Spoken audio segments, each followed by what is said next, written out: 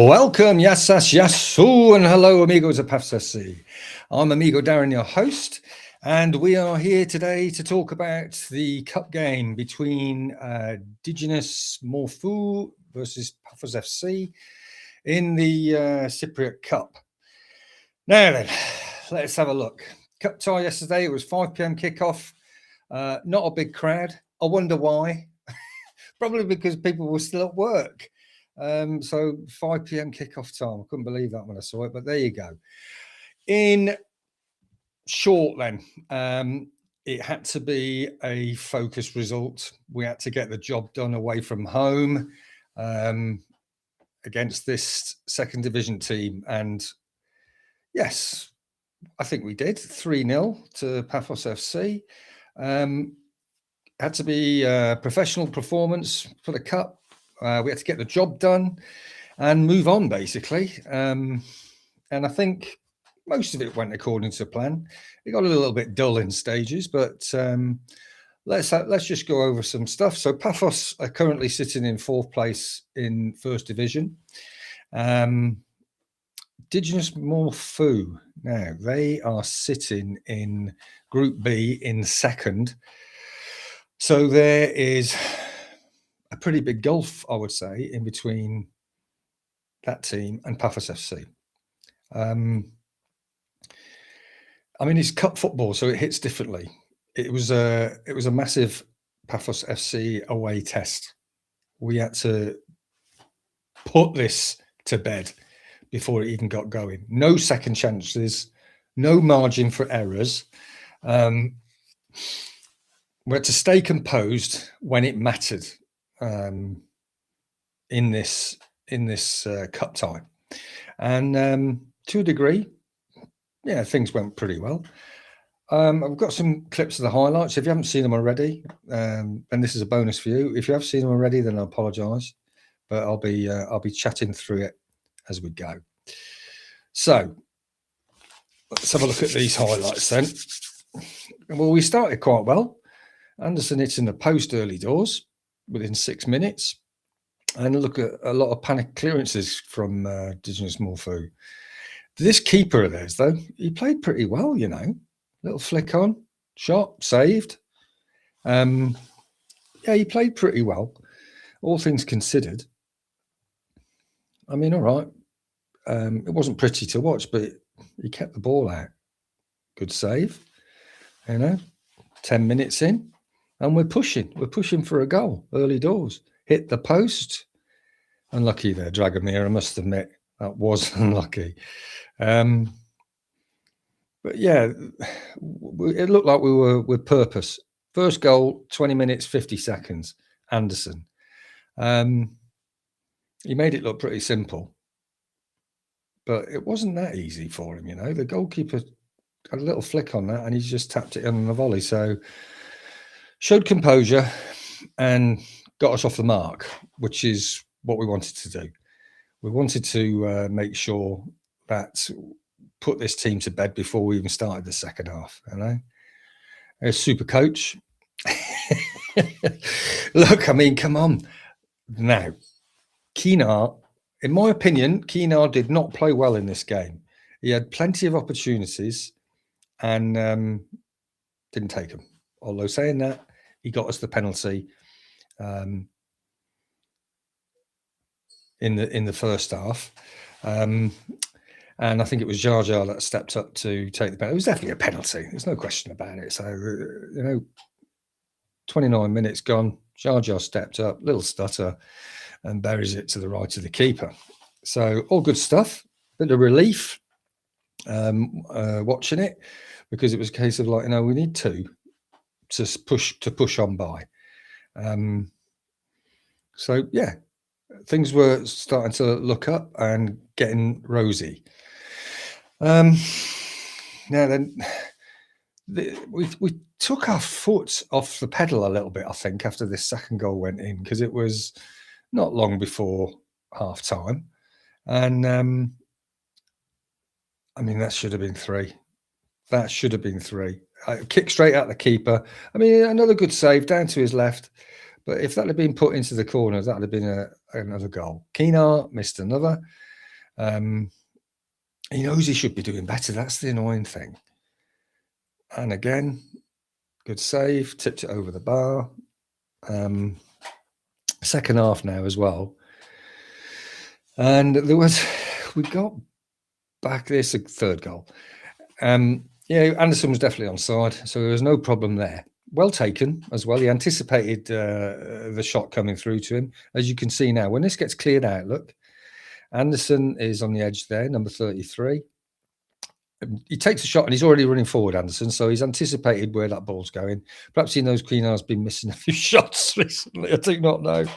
But, hey, well anticipated, Anderson. So he took it, and that's what we wanted to see. So when I say we took our foot off the ball, off the pace a little bit in the second half, it doesn't look like it in this. Again, missed and shot straight at the keeper. What can you say? I mean, this is a second division team, remember?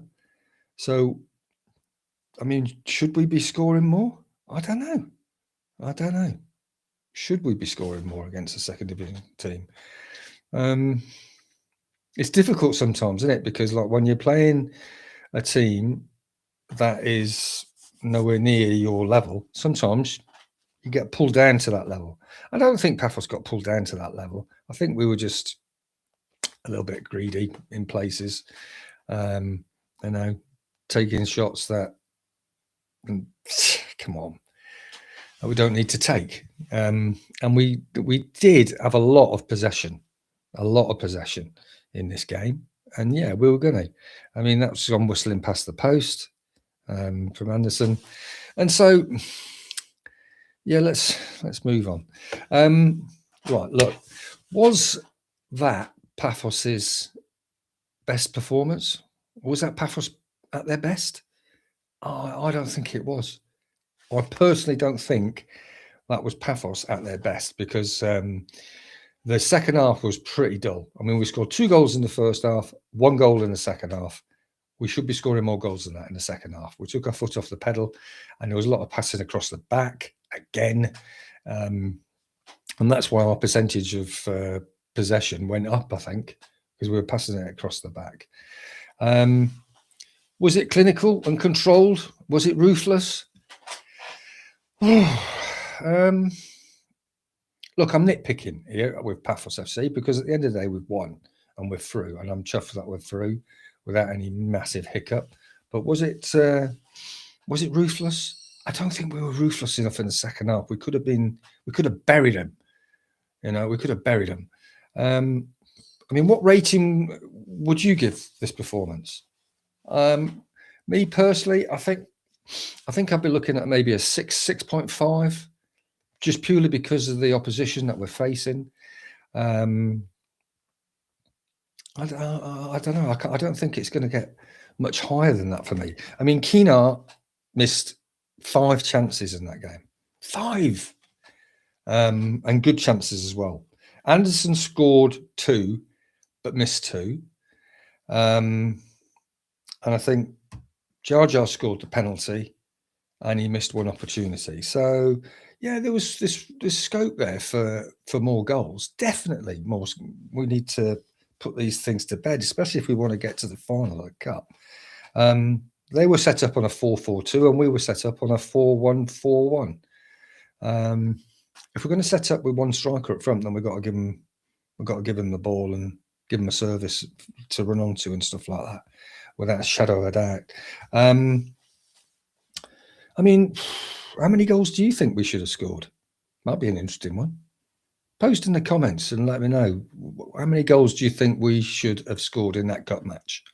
I was kind of hoping for 4 or 5, to be honest. But 3 will have to do, as they say. 3 will have to do. So next time round, we're into the semis.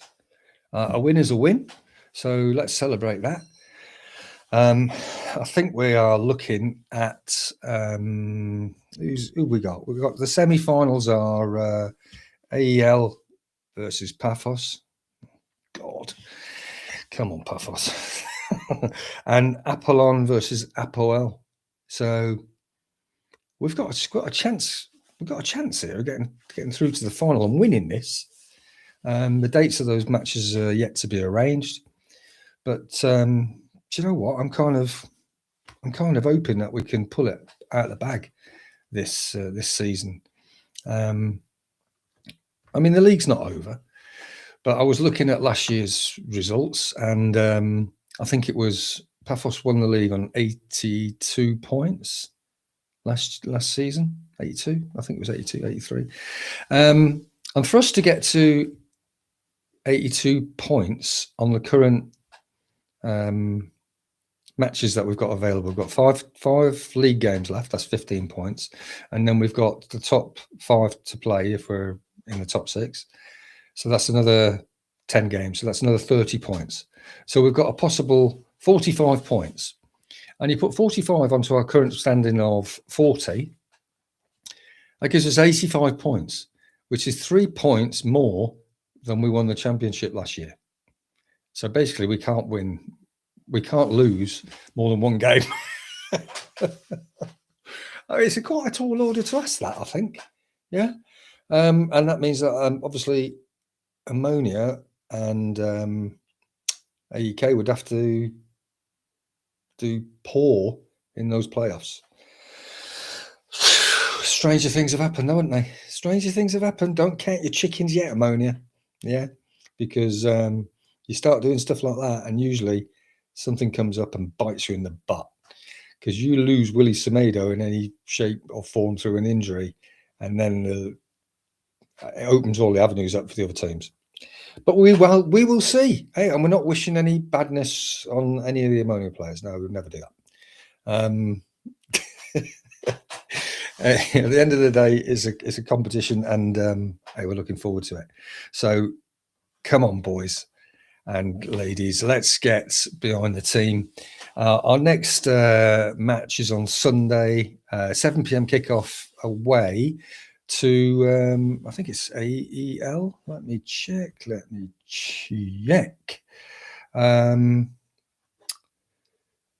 Yeah, 15th of February, 7 p.m. kickoff at AEL Limassol. So let's go, boys. Let's get behind them. And just remember, you can carry on following us on Facebook. YouTube is where I post most of the footage of the videos and stuff like that. We're also on Twitter and Instagram. And hey, let's go. Let's give it some. Let's